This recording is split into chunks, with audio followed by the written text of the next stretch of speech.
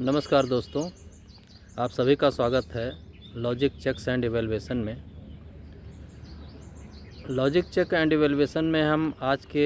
मुद्दे पे बात करेंगे ममता बनर्जी का, जो वेस्ट बंगाल के मुख्यमंत्री हैं और उनको अभी चुनाव प्रचार के दौरान चोट लगी, उनके ऊपर तथाकथित लोगों ने हमला किया और उन्होंने आरोप लगाया कि हमारे ऊपर हमला करवाया गया है।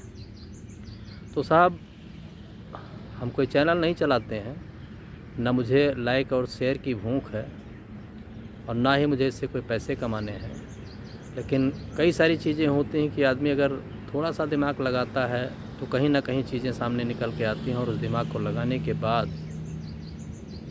दिमाग कभी कभी साथ नहीं देता है कि जो कुछ हुआ कैसे हुआ, क्यों हुआ। तो आइए हमारे साथ थोड़ी देर बने रहें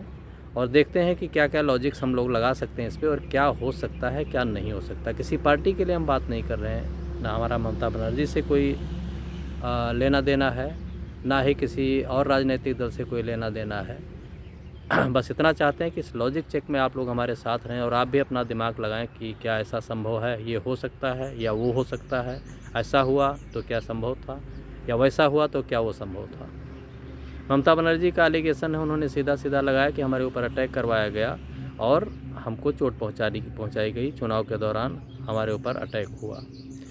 अब साहब, मुद्दा ये बनता है कि अटैक हुआ तो ठीक है साहब, अटैक हुआ, कोई बात नहीं, लेकिन क्या आपको लगता है कि एक जेड सिक्योरिटी मिली हुई आदमी, जिसको जेड सिक्योरिटी मिला हुआ, वो प्रदेश के मुख्यमंत्री हैं, उन्हीं का वहाँ पे सब कुछ राज उन्हीं का चल रहा, उन्हीं के हाथ में पुलिस है, उन्हीं के हाथ में सारी कुछ चीज़ें हैं और उनके पास जेड सिक्योरिटी है, चुनाव के साथ में चल रहे हैं सारे लोग, ऐसा भी नहीं कि कोई वहाँ नहीं था।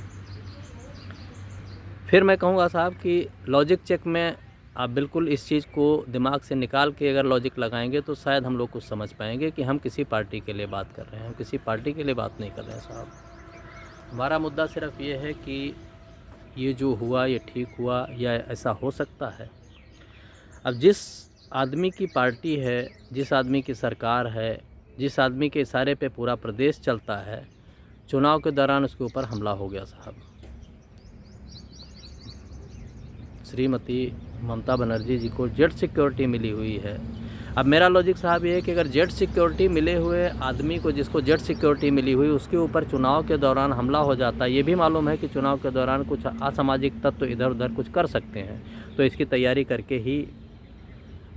मुख्यमंत्री जी गई होंगी।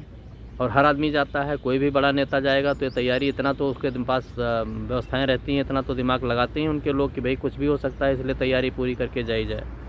तो पूरी तैयारी के साथ गए और जेड सिक्योरिटी के साथ गए, उसके बाद भी उनके ऊपर हमला हो गया साहब। और सबसे बड़ी दुखद बात यह है कि हमला हुआ और हमलावर को ना पकड़ पाए, ना उसके बारे में कोई जानकारी मिल पाई। तो मेरा लॉजिक साहब ये है कि अगर हमलावर हमला करके और चले गए मुख्यमंत्री जी के ऊपर,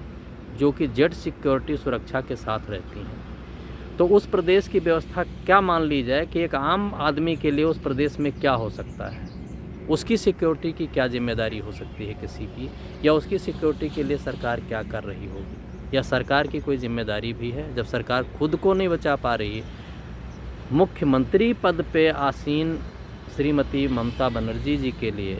अपने आप को बचा पाना इतना मुश्किल हो रहा है कि उनके ऊपर लोग हमला करके चले जा रहे हैं, ठीक है ना। तो हमारा ये मामला है साहब कि अब इस पर क्या किया जाए। प्रदेश की सिक्योरिटी की जिम्मेदारी किसके ऊपर है, फिर कौन देखेगा इसको।